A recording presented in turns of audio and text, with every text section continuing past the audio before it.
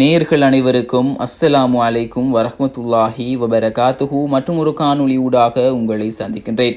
ஆன்மீகம் என்ற போர்வைக்குள் சங்கிகளால் மேற்கொள்ளப்படுகின்ற அட்டூழியங்கள் பற்றி விவரிக்கிறது இந்த வீடியோ. இந்தியாவின் வட மாநிலங்களில் தற்போது கன்வர் யாத்திரா 2024 என்று சொல்லக்கூடிய இந்துக்களின் நடைபயணம் யாத்திரை நடைபெற்று வருகிறது. பஞ்சாப், உத்தரப்பிரதேசம், ஹரியானா, பீகார் போன்ற 4 மாநிலங்களில் உள்ள இந்துக்கள் கால்நடையாக சிவன் கோவிலுக்கு செல்வதே இவர்களுடைய இலக்காக இருக்கின்றது. இதை அவர்கள் மிக பெரும் புனித பயணமாக பார்க்கின்றார்கள். இப்படி வெளியில் புனித பயணம் என்று சாயம் பூசிவிட்டு சங்கிகள் செய்யக்கூடிய அடாவடித்தனங்கள் ஏராளம். நடைபயணம் யாத்திரையில் ஈடுபடுகின்ற சில சங்கிகள் தடை செய்யப்பட்ட பொருட்களை சாப்பிட்டுவிட்டு வழியில் வருகின்ற வாகனங்களை உடைப்பதும், குறிப்பாக முஸ்லிம்களின் வாகனங்களை அடித்து சேதப்படுத்துவதும், செல்லும் வழியில் காணப்படுகின்ற பள்ளிவாசல்களை உடைப்பதும் என அடாவடியான செயல்களில் ஈடுபட்டு வருகிறார்கள். இவர்கள் வரக்கூடிய வழிகளில் இருக்கின்ற பள்ளிவாசல்களை முஸ்லிம்கள் துணிகளை கொண்டு மறைத்து வைத்துக்கூடிய அளவுக்கு இவர்களுடைய வெறி செயல்கள் காணப்படுகிறது. அல்லாஹு தாலா பாதுகாக்க வேண்டும்.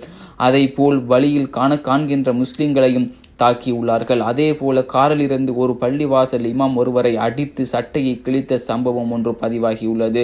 சுபஹான் அல்லாஹ். அது மட்டுமல்லாமல் சகோதர சகோதரிகளே, குறிப்பிட்ட 4 மாநிலங்களிலும் 20க்கும் மேற்பட்ட வன்முறை செயல்கள் பதிவு செய்யப்பட்டுள்ளதாக இந்திய செய்தி இணையதளம் ஒன்று செய்தி வெளியிட்டுள்ளது.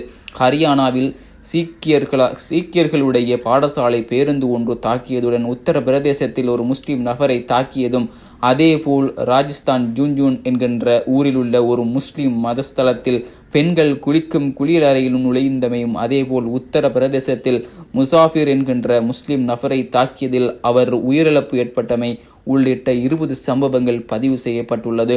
அடிக்கடி இவ்வாறான முறைகேடான செயல்களில் இடம்பெற்றாலும் அரச தரப்பினரதும் போலீசின் உடைய ஆதரவும் சங்கிகளின் பக்கம் இருப்பது மனவேதனை அளிக்கிறது.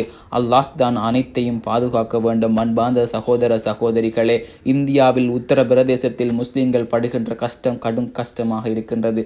அதனை பார்க்கும்போது கண்ணீர் தான் வருகிறது.